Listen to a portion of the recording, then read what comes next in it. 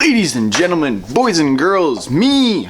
Welcome back to Phil Super, and today we're going to be working on a project, or starting a project that I'm really excited about. This is actually probably the part that's gotten me most excited about the whole entire car.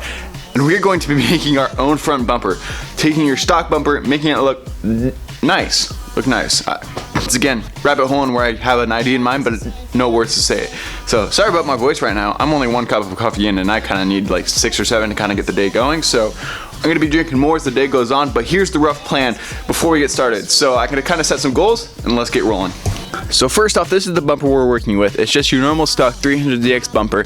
It's seen some miles, been beat up a little bit, but overall actually in pretty good condition. So just minor scuffs, has little drift stitching right in there, but we'll go ahead and fix that all and make it good as new. So here's the design that we're going to be going for. So pardon the black and white picture, but this is a design that Brad Builds did and posted up on Instagram. I just fell in love with the front bumper right away. I was so happy with how it looks, or inspired, I guess. I just really like the look. So this is the bumper we're going to try to recreate. I couldn't find this one to buy, and I'm not sure if it actually is one, but I think we can make this actually relatively easily. Pretty much, here's the way that we're going to go and attack this. So it's actually not quite as hard as it may seem what we're doing, because what's going to happen is we're just going to take right here, just up at about this corner. Yeah, because I stuttered 50 times in that. That you do.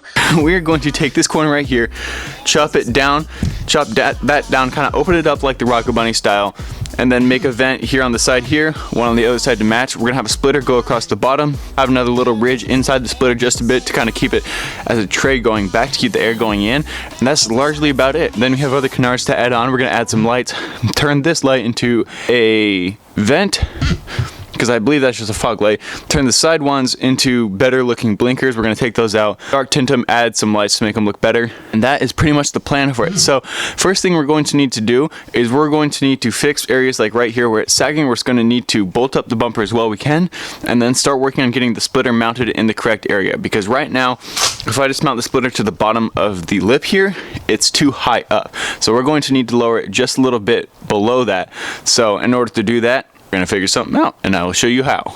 Alright, so I went ahead and made a list of everything we need to do, or the process that I'm going to be using to make the front bumper, and you may see the dot here. If not, this is where we kind of get to the midpoint today. This will mostly just give me the opportunity to kind of get more work done without having to constantly stop and interrupt. You guys will get the voiceover as needed. Let's just go ahead and dive right into it.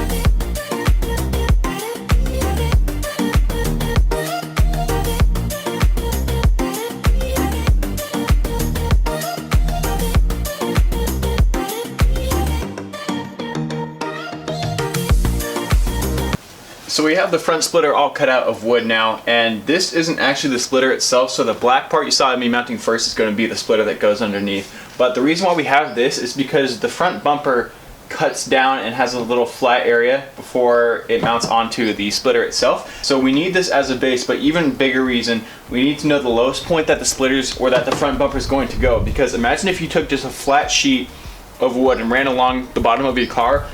We want to make sure that the lowest point on the front bumper, the side skirts, and the rear diffuser or bumper, whichever you go with, is all at the same level above the ground. So you don't want your front bumper being about this high off the ground with your side skirts only this high, because it's one of those things like when you watch CGI and you're like, that is off, but I can't really tell why it's off.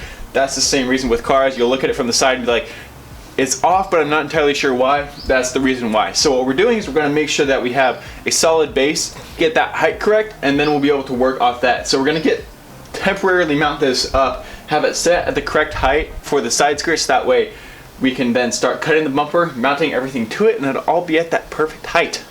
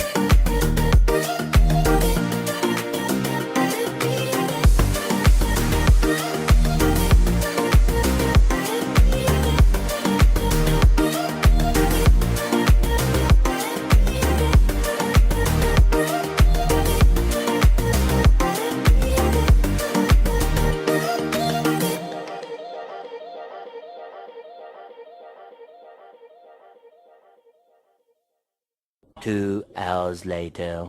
So let me catch you up with where we're at. So I made all this off camera because it was so much guess and check, and it took about 2.5 hours just to make these two little parks that I wanted to make sure I could do it right, and I'll just show you guys the opposite side. So let me take you guys down and show you guys exactly what went on. So we had to make the design where we had those two vents almost curve in just like this, and then the back one like that, but this one had to flare out in order to mesh up with the flare, which that exact how it meshes we'll tackle later, because we are going to mold in the flare to the front bumper. So I made all these two, and this one was so many different pieces. It's like all these little pieces if you just threw them on and meshed them together. So that's why I had the duct tape over everything, was that way when I take this apart, I'll be able to pull it apart. In areas like this, you may be able to tell I can cut and then cut this and then make new lines or new pieces of cardboard, so I could literally just mirror onto the other side, so that way we have exact symmetry on both sides. So this may look a little off compared to the render that we saw at the beginning of the video, but that's because we don't have the canards on, and those we're gonna have to tackle near the very end just to make sure that they mesh up perfectly. I've been kind of using them as a reference to get the curves I want, and so right now it's a work in progress, but I think that we're doing really well for the base, though there are a couple other things that we'll tackle as soon as we get this side mirrored. I'll talk to you guys again about how we're going to exactly make each piece.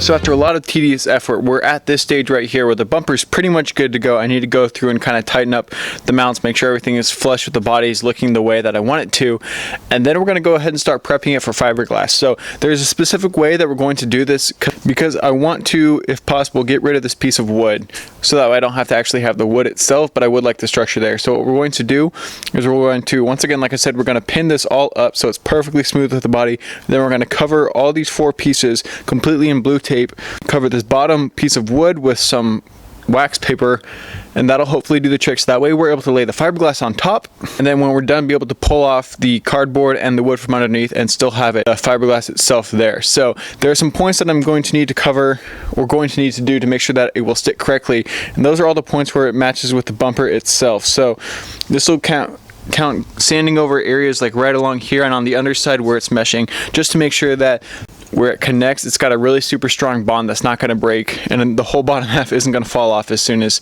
we take off the mount. So anyway, that's the plan. We're going to have some strength going in it as well once we get it all finished up, but anyway, that's the plan for now. Pretty much next thing you're going to see me do is cover this with the blue tape and the wax.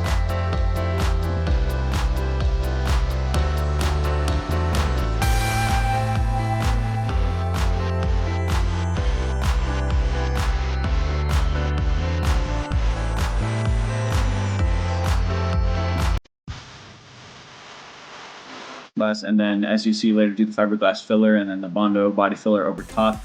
Reason being is I just wanted to get work done, because as I laid that first layer of fiberglass, I realized that it's going to take a lot longer than I thought it'd be, because it's going to take many times going over with just different layers of whatever filler or stage I'm at with the fiberglass to get the strength and then get the smooth, that way it looks like it's actually one smooth bumper and not just some dinky homemade thing. So anyways, you're seeing here I ripped things off because the fiberglass on the bottom ended up not working because I couldn't rip it off the blue tape. So we're ending up going with the wood as the bottom base. It'll work great, especially for having mounts. It'll make it a little more easy to work with that, but a little heavier, unfortunately, but hey, we're making do with what we have. And then as for the cardboard, yeah, blue tape apparently sticks to fiberglass really well. So cardboard is now in the bumper, yay. Oh well, it's gonna turn out super well, and I'm actually really excited about it. So just sit back and enjoy the show.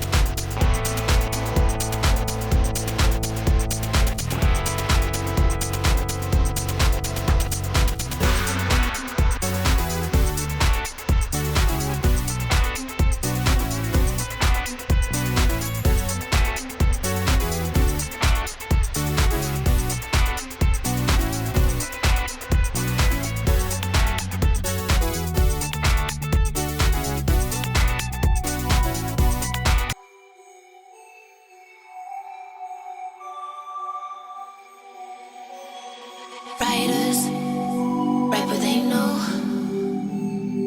Liars write what they wanna show. Singers sing what they told. But I know you got something else to say.